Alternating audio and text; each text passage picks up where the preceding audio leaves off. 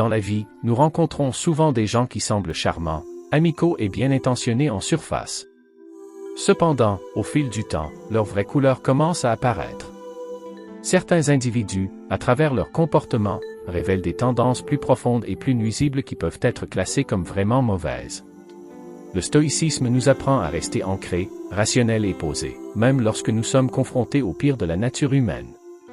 Pour nous protéger et protéger ceux qui nous sont chers, il est essentiel de reconnaître les signes qui indiquent que vous avez peut-être affaire à une personne malveillante. La philosophie stoïcienne n'encourage pas les jugements rapides, mais elle prône la vigilance et la conscience. En identifiant ces traits, vous pouvez maintenir votre tranquillité d'esprit et éviter de vous empêtrer dans des relations toxiques. Dans cette vidéo, nous allons explorer les 5 signes cruciaux qui montrent que vous avez affaire à une personne maléfique à travers le prisme du stoïcisme. Signe 1. La manipulation constante. L'un des traits caractéristiques d'une personne maléfique est sa manipulation constante de ceux qui l'entourent. La manipulation est un outil subtil mais dangereux, et ceux qui l'utilisent visent souvent à déformer la réalité pour servir leurs propres fins. À la base, la manipulation est l'art de contrôler ou d'influencer les autres pour obtenir du pouvoir, pour éviter la responsabilité ou pour exploiter des situations. Les individus maléfiques sont passés maîtres dans ce jeu. Ils peuvent mentir, retenir des informations, déformer les faits ou jouer sur vos émotions pour vous faire des choses que vous n'auriez pas acceptées normalement. Ils vous mettront en lumière, vous faisant douter de vos propres expériences ou de votre sens de la réalité. En leur présence, vous pouvez commencer à vous sentir confus, incertain et anxieux sans même comprendre pourquoi. La réponse stoïque. Épictète a dit un jour qu'il est impossible pour un homme d'apprendre ce qu'il pense qu'il sait déjà. C'est un puissant rappel pour nous de toujours rester attentifs à la vérité et de ne pas permettre aux autres de déformer notre perception de la réalité. Lorsqu'il s'agit de manipulateurs, le stoïcisme nous encourage à rester enracinés dans la rationalité. Ne laissez pas des émotions comme la culpabilité ou la peur obscurcir votre jugement. Maintenez une perspective claire sur la situation en vous concentrant sur les faits. Un autre concept stoïcien qui aide dans cette situation est l'idée de l'apothéia libre de toute perturbation émotionnelle. Les manipulateurs prospèrent lorsqu'ils peuvent éveiller vos émotions. En pratiquant la résilience émotionnelle et le détachement, vous limitez leur capacité à vous contrôler. Si vous remarquez que quelqu'un vous manipule constamment, prenez du recul et évaluez objectivement la situation. Leurs intentions sont-elles alignées avec leurs paroles? Profitent-ils de votre confiance? Pour éviter de tomber dans leur piège, l'exercice offre la capacité de choisir vos actions indépendamment des influences extérieures. Concentrez-vous sur ce que vous pouvez contrôler, vos pensées, vos actions et vos décisions. Les manipulateurs maléfiques essaieront toujours de plier votre volonté, mais un stoïcien reste inflexible, ancré par la sagesse et la vertu. Signe 2. Une absence totale d'empathie. L'empathie est ce qui nous permet de nous connecter avec les autres, de comprendre leurs douleurs et de faire preuve de compassion. Les individus maléfiques, cependant, font preuve d'un manque total d'empathie. Ils sont indifférents à la souffrance des autres et peuvent même prendre plaisir à la provoquer. Ces personnes peuvent voir les autres endurer des difficultés, de la détresse ou des troubles émotionnels sans ressentir de remords ou de culpabilité. Lorsque vous avez affaire à quelqu'un qui manque d'empathie, ses actions peuvent sembler froides, insensibles et calculées. Ils peuvent exploiter des personnes vulnérables, se livrer à la cruauté ou ne montrer aucun remords lorsque leurs actions blessent les autres. Cette absence de compassion peut se manifester de plusieurs façons, des relations personnelles à leur comportement dans les environnements professionnels. La réponse stoïcienne. Les stoïciens croyaient profondément en l'interconnexion de l'humanité. Marc Aurèle a écrit « Nous sommes nés pour travailler ensemble, comme les pieds, les mains et les yeux, comme les 2 rangées de dents, supérieures et inférieures. S'obstruer l'un l'autre n'est pas naturel. » Dans le stoïcisme, l'empathie est considérée comme une partie naturelle de l'être humain. En manquer, c'est agir à l'encontre de notre nature.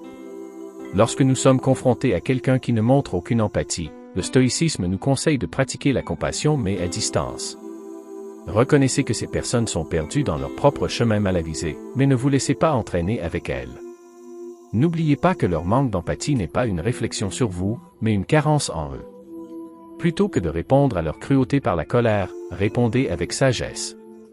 Un stoïcien ne cherche pas à se venger ou à nourrir du ressentiment. Au lieu de cela, il reste inébranlable et se protège contre d'autres dommages. Cela ne signifie pas que vous devez tolérer leur comportement, mais cela signifie que vous devez refuser de laisser leur manque d'empathie affecter votre paix intérieure. Signe 3. Un modèle de tromperie et de mensonge. Le mensonge est un autre trait clé des personnes mauvaises. Ils mentent souvent sans culpabilité ni hésitation, et leur malhonnêteté est souvent un outil de manipulation, de contrôle ou de gain égoïste. Contrairement aux mensonges éhontés occasionnels que beaucoup de gens peuvent raconter, les individus maléfiques utilisent la tromperie comme mode de vie. Ils mentent sur de petits détails, des événements majeurs, ou même inventent des histoires entières pour brouiller les pistes ou créer de fausses réalités. Leurs mensonges peuvent avoir des effets dévastateurs. Ils peuvent détruire la confiance dans les relations, créer le chaos dans les environnements sociaux ou professionnels, et même nuire à la réputation ou aux moyens de subsistance. Vous pouvez vous retrouver à remettre en question tout ce qu'ils disent, sans savoir si ce qu'ils vous disent est vrai. Cela peut conduire à la confusion, à la paranoïa et à des remises en question constantes. La réponse stoïcienne. Pour le stoïcien, la vérité et l'honnêteté sont primordiales. Sénèque a dit un jour, la vérité est la première leçon de vie. Laissez-le être le fondement de toutes vos décisions. Le stoïcisme nous enseigne à valoriser la vérité par-dessus tout parce qu'elle est le fondement de la vertu. Lorsque vous avez affaire à un menteur, il est essentiel de rester inébranlable dans votre engagement envers la vérité. Ne vous abaissez pas à leur niveau en vous livrant à la tromperie en retour. Au lieu de cela, exposez leurs mensonges par la raison et la clarté. Le plus grand atout d'un stoïcien dans de telles situations est le discernement, la capacité de voir à travers les mensonges et les illusions. Si vous doutez constamment de l'honnêteté de quelqu'un, faites confiance à votre instinct et enquêtez sur les faits. Les stoïciens conseillent également de garder leur distance avec les personnes malhonnêtes, car elles peuvent polluer votre pensée et éroder votre confiance dans les autres. Lorsque vous êtes confronté à la tromperie, restez fidèle à vos principes et continuez à agir avec intégrité, peu importe à quel point il peut être tentant de riposter. Le mal prospère dans l'obscurité, mais le stoïcisme nous rappelle de rester dans la lumière de la vérité. Signe 4. Le rejet constant de la faute. Les personnes méchantes assument rarement la responsabilité de leurs actes. Au lieu de cela, ils sont des experts dans l'art de rejeter la faute sur les autres. Qu'il s'agisse d'une erreur personnelle, d'une relation ratée ou d'un faux pas professionnel, ils n'admettront jamais leur faute. Au lieu de cela, ils déformeront les récits pour faire apparaître les autres comme responsables de leurs défauts ou de leurs actes répréhensibles. Cela peut laisser ceux qui les entourent se sentir coupables, confus ou injustement accusés.